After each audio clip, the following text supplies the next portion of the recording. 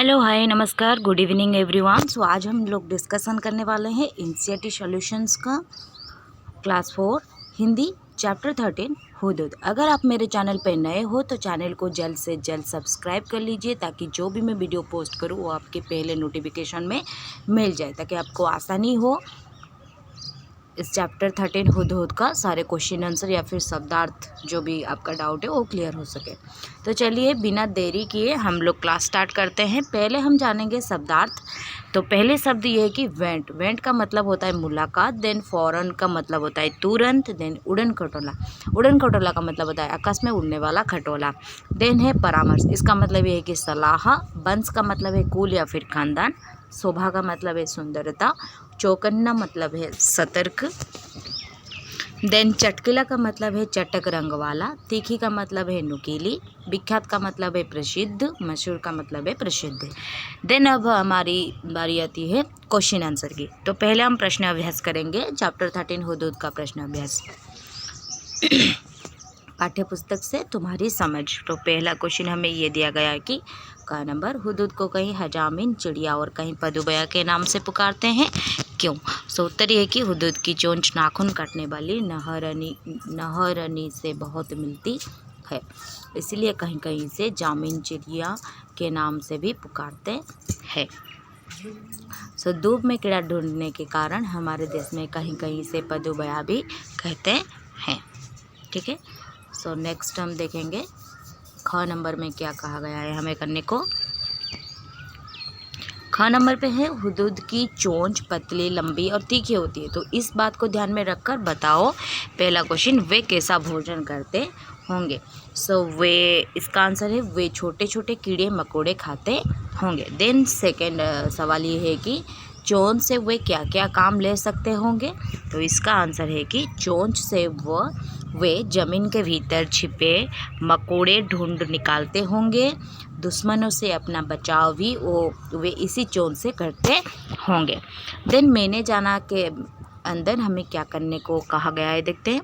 पाठ में से ऐसे शब्दों की सूची बनाओ जो पक्षियों के लिए इस्तेमाल होते हैं।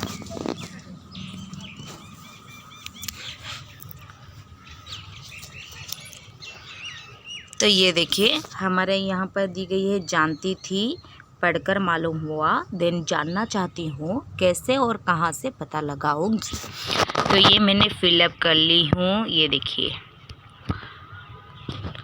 ठीक है, ये मैंने फिलअप कर ली हूँ, तो आप फिलअप कर लीजिए। अगर इसमें कुछ भी आपको जो अलग करने की, जो भी आप जानते हो, आपको इच्छा है जानने की, अगर आप लिखना चाहते हो तो वो भी लिख सकते हो, कोई उसमें गलत नहीं होगा।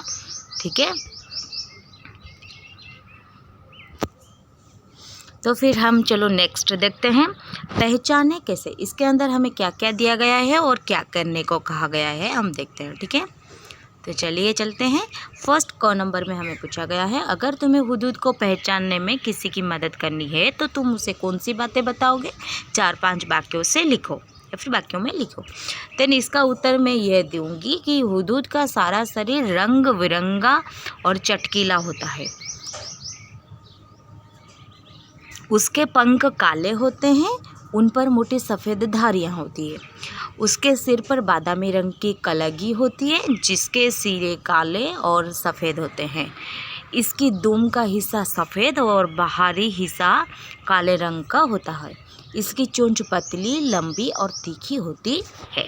ठीक है, तो यही बातें मत बताओगे। अगर आपको और कुछ जानते हो जो बता सकते हो तो वो भी बता सकते हो। देन ख में हमें क्या पूछा गया, अब कौवे या कबूतर को पहचानने के लिए 4-5 बिंदु लिखो। ये लिखने के लिए तुम्हें इन पक्षियों को कुछ समय तक बहुत गौर से देखना होगा। तो गौर से देखने के बाद मैं लिखती हूँ कौवे की पहचान। सो कौवे की पहचान में मैंने ये लिखी, कौवा काले रंग का होता है, कौवा कोयल से बड़ा होता है, इसके बोलने पर काँव काँव की आवाज़ आती है, इसकी चोंच काली और लंबी होती है। इतनी ही बातें। देन हमें तरह तरह के नाम देखने हैं। यहाँ पर हमें क्या कहा गया है वो देखते हैं। तुम्हारे आसपास कौन कौन से पक्षी पाए जाते हैं, उनको नामों की सूची बनाओ। सो तुम्हारे और तुम्हारे दोस्तों के घर की भाषा में क्या कहते हैं? जिन पक्षियों के नाम तुम्हें नहीं पता है उनके नाम तुम्हें पता करने होंगे। सो पक्षियों के नाम मैं ये बताती हूँ जो मैंने देखा है। कौवा, कबूतर, गोरैया, कोयल, देन तोता और बगुला। अगर आप कुछ अलग सा देखे हो तो वो भी लिख सकते हो, कोई बात नहीं, ठीक है। देन बातचीत के अंदर क्या क्या हमें करने को कहा गया है वो चलो डिस्कशन करते हैं। तुमने हुदहुद से जुड़ी एक कहानी पढ़ी है, उस कहानी को बातचीत के रूप में लिखो। नीचे हमने इस बातचीत को तुम्हारे लिए शुरू कर दिया है, जैसे कि शाह सुलेमान, अरे भाई गिद्ध जरा मेरी बात तो सुनो। देन गिद्ध बोला उड़ते उड़ते, कहिए मगर ज़रा जल्दी से। देन शाह सुलेमान क्या बोला होगा, गिद्ध ने क्या बोला होगा, ये कन्वर्सेशन हमें पूरी करनी है। तो ये देखो मैंने पूरी की हूँ। तुम्हें अपने दोस्तों के साथ बातचीत करके भी या फिर तुम्हारे जो भी शिक्षिका है शिक्षक है उनसे बात करके आप लिख सकते हो। लेकिन मैं ये लिखी हूँ, शाह सुलेमान, मुझे गर्मी लग रही है, तुम अपने पंखों से मेरे सिर पर छाया कर दो। देन गिद्ध बोला, हम तो इतने छोटे हैं, हम छाया कैसे कर सकते हैं। तो गिद्ध उड़ते हुए आगे चले जाते हैं। हुदहुद का मुखिया उड़ता हुआ आता है।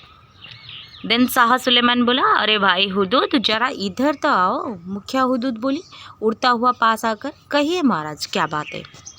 तो शाह सुलेमान ने बोला, इस समय में तपती धूप से परेशान हो गया हूँ, क्या तुम मेरी कुछ मदद करोगे।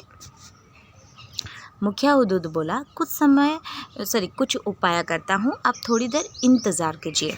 सो थोड़ी देर में बहुत सारे हुदहुद आकाश में उड़ते हुए आते हैं और बादशाह सुलेमान के सिर पर छाया कर देते हैं। सो शाह सुलेमान ने बोला खुश होकर, वाह तुम सब ने तो कमाल कर दिया। तो मुखिया हुदहुद ने बोला, यह तो हमारा फ़र्ज़ था। देन शाह सुलेमान ने बोला, तुम सब कितने अच्छे हो, मैंने तो गिद्धों से भी मदद मांगी थी, उनके पंख भी बड़े थे, बड़े बड़े, लेकिन वो चाहते तो मेरी मदद कर सकते थे पर उन्होंने मेरी मदद नहीं की। सो दूसरा हुदहुद ने बोला, उन्हें ऐसा नहीं करना चाहिए था, किसी की मदद करने में तो हमें खुशी होनी चाहिए ना। शाह सुलेमान ने बोला मुस्कुराते हुए, तुम गिद्धों से छोटे तो हो पर उनसे अधिक चतुर हो, तुम सबने मिलकर मेरी सहायता की है, मैं तुमसे बहुत प्रसन्न हूँ, बताओ तुम्हारी क्या इच्छा है। सो मुखिया ने बोला, महाराज मैं अपनी सभी साथियों से सलाह करने के बाद ही अपनी इच्छा बताऊँगा। शाह सुलेमान ने बोला ठीक है।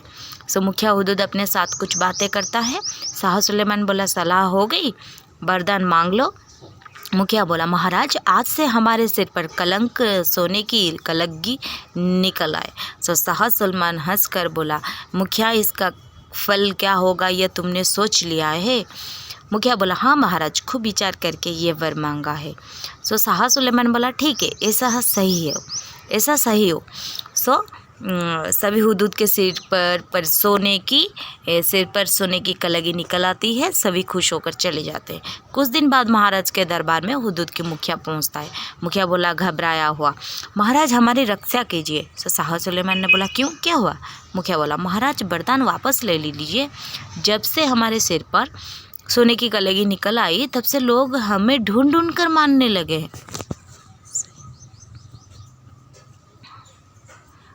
लगे हैं।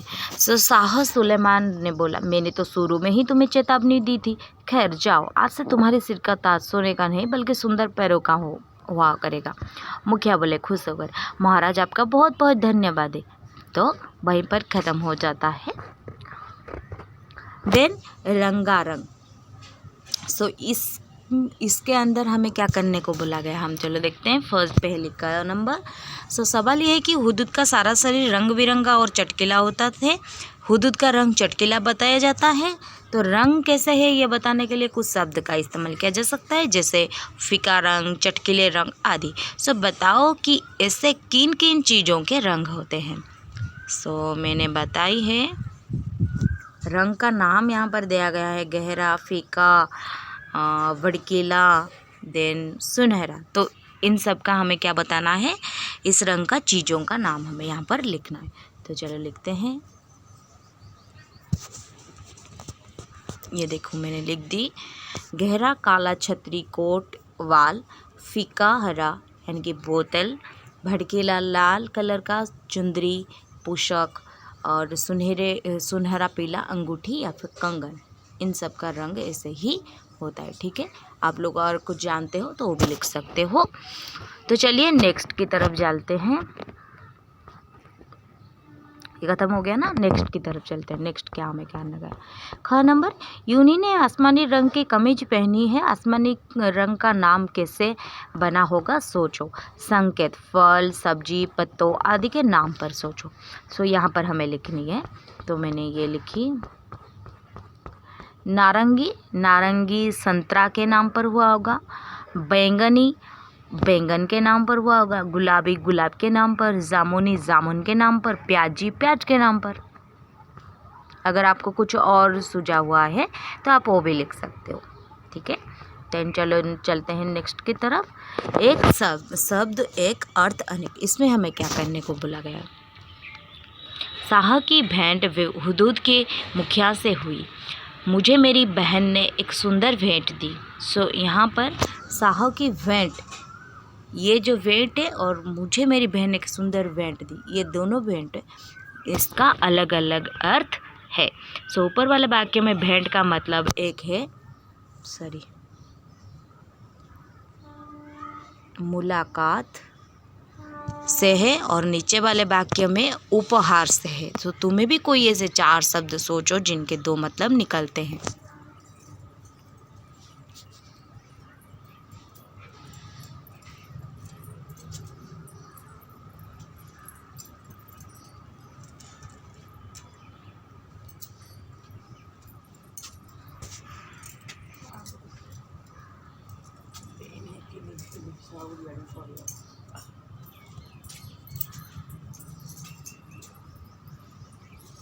तो उनका वाक्यों में प्रयोग करो।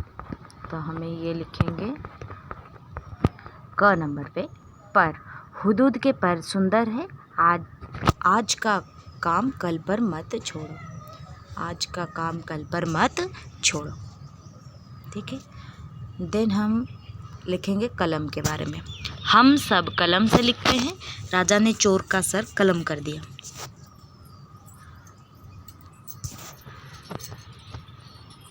देन अर्थ, इस कविता का अर्थ बताओ।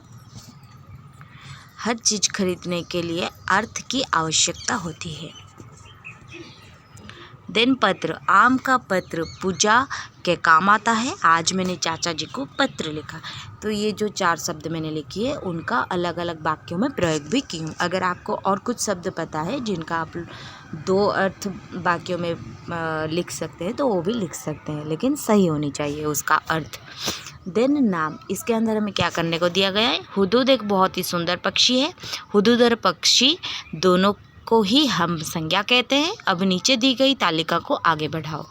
सो दी गई है हुदूद पक्षी भारत देश अनार फल। उसके नीचे हम क्या लिखेंगे? तो हमने ये लिखा हुदूद पक्षी भारत देश अनार फल, ये लिखा था। देन हमने बहुत सारे लिख लिए। आपको 2 ही चाहिए तो 2 लिख लीजिए, फिर जानकारी के लिए ज़्यादा चाहिए तो ज़्यादा भी लिख सकते हैं। गंगा नदी, हिमालय पहाड़, दैनिक जागरण अखबार, महाभारत किताब, रविवार दिन। सो यहीं पर ख़त्म होती है चैप्टर 13 या फिर चैप्टर 13 हुदूद का सारी क्वेश्चन आंसर और शब्दार्थ का डिस्कशन। अगले वीडियो में हम फिर से मिलेंगे और एक नए चैप्टर के साथ। रखती हूँ, नमस्कार।